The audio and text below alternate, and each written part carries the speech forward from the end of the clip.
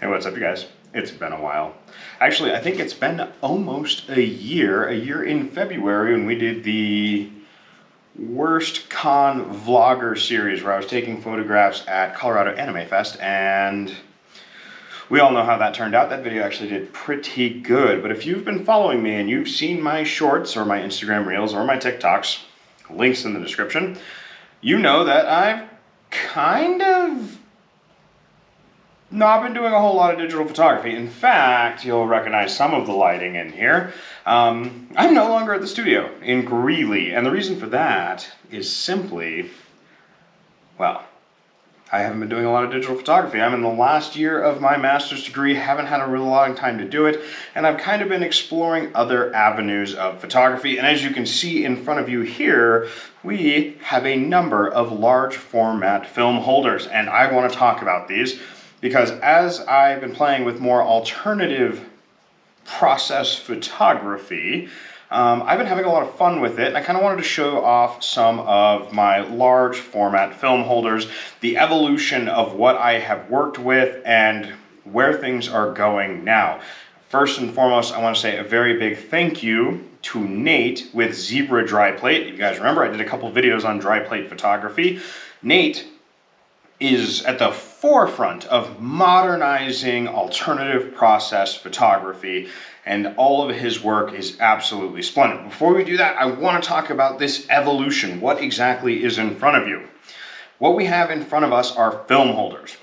A couple of these hold only one piece of film, essentially, and the other three hold two, and you're like, wow, those are pretty big, Nick. I can hold 1 million photos on my tiny little SD card, and you are correct. You can.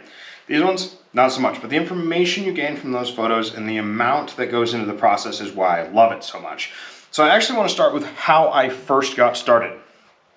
This is a Fidelity Elite film holder.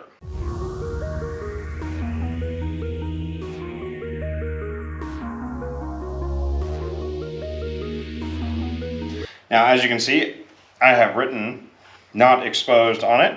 On the other side, black. It means that it's been exposed. Now, this holds 2 pieces of film, and you've seen these before when I've done tin types using the collodion process from Rockland, where it's a really tiny piece of tin. You don't need to make any modifications for a traditional film holder. That piece of tin will slide right in. We had issues with them getting bound. Not all of them were the right size, or they were really, really easily bendable because they were so thin.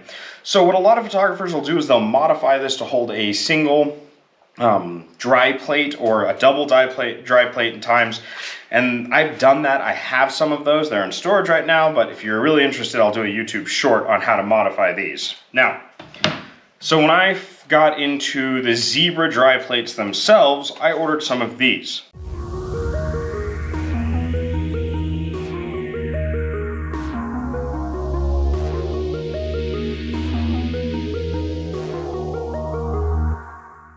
These are Jagdlander, I think. I don't know, I don't speak German. But they too were film holders. Now, they were single piece of film holders. As you can see, there's a little empty space right here. You can actually pull it out and use plates in this. And I brought one of my Zebra dry plates out, this photograph here, I hope you can see it, to kind of show you what that process looked like. So you'd slide it in, and this was a huge mess in the darkroom. It was really complicated, but like you put it in, and you gotta like put the bottom corners down so that they're blocked here, but the photo still pops forward. So I had to mark the exposure slide to not pull it too far out of my camera, because if you pulled it all the way out, there was no way of saving the image until you were in the dark room. You actually had to push it down. So when that reaches the top level, you get a proper exposure and you can reclose it. These were a pain in the butt. The other problem with these is this lets light in. And I don't think they were designed that way. I think this piece of felt is supposed to block light. They didn't do a very good job of it taking photographs in full sunlight.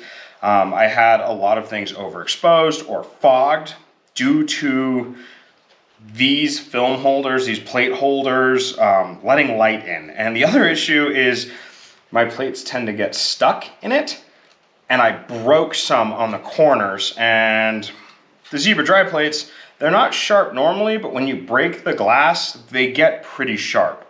So finally, I had enough of these. I had enough of the modified ones, and so I went on Nate's site, Zebra Dry Plates. I'll link it down below, because I was buying the dry plates from him because I didn't really have time to make my own anymore. I still don't have time, as you can see from the fact that I posted one video in 2024, other than some shorts. And at the time when I ordered it, he had his Zebra Dry Plate Holder version 1.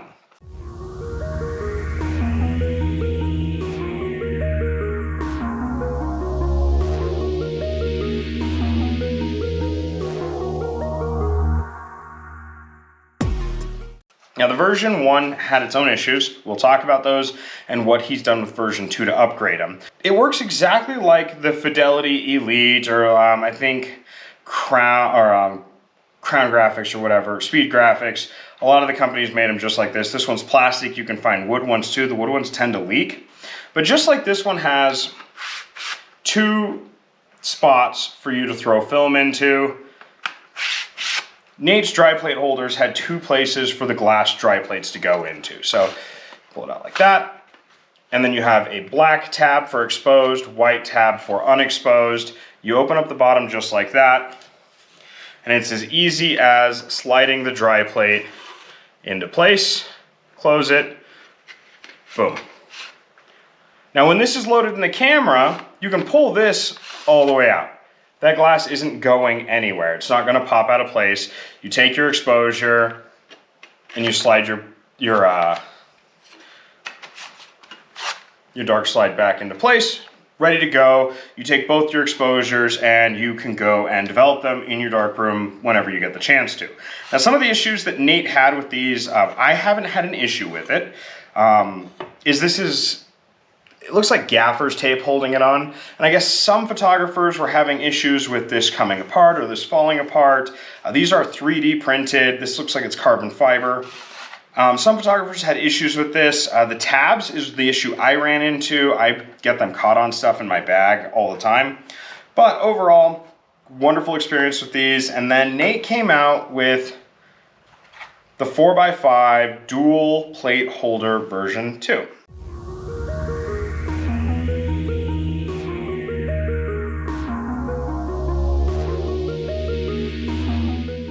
And as you can see, it's a little bit more streamlined.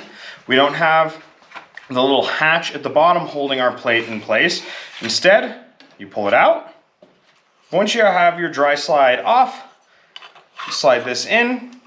It clicks into place because there's a spring up here. That holds it in place. You don't have the hinge when you're ready to pull it out. Again, you just, little spring loader.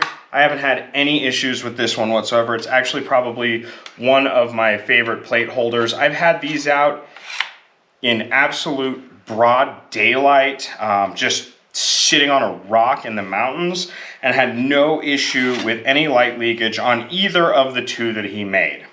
Now we should probably address the elephant in the room. And that is this big guy here. This right here is Nate's Zebra Wet Plate Holder version 2.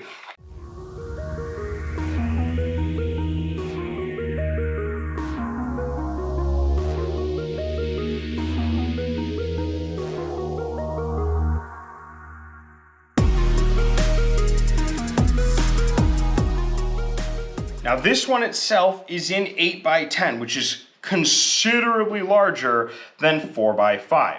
This is generally what they would consider full plate. I think the full plate, half plate, quarter plate measurements are a little bit different than 4x5, 5x7, and 8x10, but this is 8x10. This is ginormous. It's huge. It's bigger than my head, and that is saying a lot. But side by side, and compared to my hand, this is a huge plate. Now, what's cool about this, and when I was looking into getting back into wet plate, I had found that wet plate equipment is expensive. The guys that still make these in wood, they're $300–400. Sometimes you'll get lucky, find one for $200. Anything under $200 is going to be an antique. It's pretty old. We're not a fan of pretty old. just like what he has on version 2. The black and white also corresponds with arrows. So the arrow over here points to a little U for unexposed, and the arrow over here points to a little E for exposed. And when you flip it, it'll show black. But that's a really easy way to keep track of it, just like the version 2 of the dry plate holder. But what's cool about this is when you're loading this, he's got a bunch of these rare earth diamonds back here, or rare earth magnets back here. You pop that open, you load your plate, you bring that back down on top, just like that. So, pop it off, load your wet plate. It's already been sensitized in silver. It's already had the collodion port on it. And this only holds a single plate, just like this German one, but I know that this one will be light tight. Now, once I slide this into the 8x10 camera, which we're gonna do a video on, slide it out, take your exposure,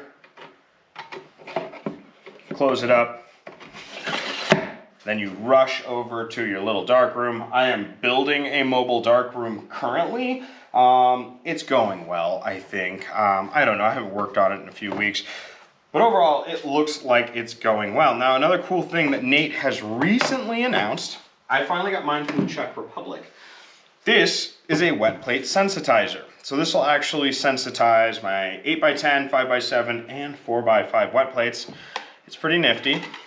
This one's made out of wood. It came from the Czech Republic. I got it on Etsy, but Nate just announced that he is starting a Kickstarter to develop one of these and sell it himself. Like I said, the man is bringing alternative photography into the 21st century. These are all 3D printed, and so I'm excited to see that. It's going to be on Kickstarter. He launches the link for that at the end of the month.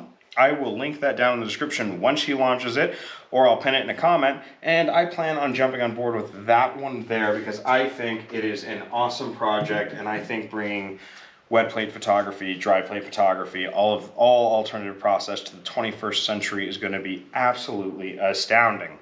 So again, the 8x10 version 2 wet plate holder, absolutely phenomenal work on that, Nate, and the 4x5 version 2 dry plate dual holder, and again, compared side by side with a traditional film holder, it is a little bit thicker, but I haven't had any issues with it on my Burke and James. It's a tiny bit thicker, but it's not too thick to really make a difference taking photographs on glass compared to film. You could easily use this in any of your standard 4x5 cameras. I'm sure it won't be a problem at all. Same with the version 1, which you can't buy anymore. He stopped making them all together because the version 2 is so much better. But again, these are very, very, very similar. It's just bringing that old process to the 21st century. And if you're looking for new, just plain film holders, he does make these in the version 2, I believe. I'm not 100% sure. I'll put it down bottom if I'm wrong. But I'm pretty sure he makes the version 2 with film holder with little film holder inserts, so you can get a modern, brand new film holder. No more going to eBay and buying some and hoping that they don't leak light, hoping that they're in good shape, hoping that they're not jammed closed for a relatively low price in comparison. So if you're looking for brand new film holders, check out Lost Light Art. He's on Etsy. He's got his own website. Just Google Zebra dry plates and you can get the version 2. This guy right here with film holder inserts. I believe he goes all the way to 8x10, and he also has custom sizes. So if you contact Nate, and this isn't sponsored by the way, if you contact Nate, he'll hook you up. He'll be able to build you a custom size, whether it's glass, film, or wet plate photography. I hope you guys enjoyed this video. It's been a while. Please expect more content coming up. I'm in the last year of my master's. I'm not taking that many classes, so hopefully, if everything goes as planned, we'll be on a once-a-week schedule again, mid-2025. Right now, I'm going to aim for once a month, so fingers crossed, fingers crossed. I'll catch you all on the flip side. Bye!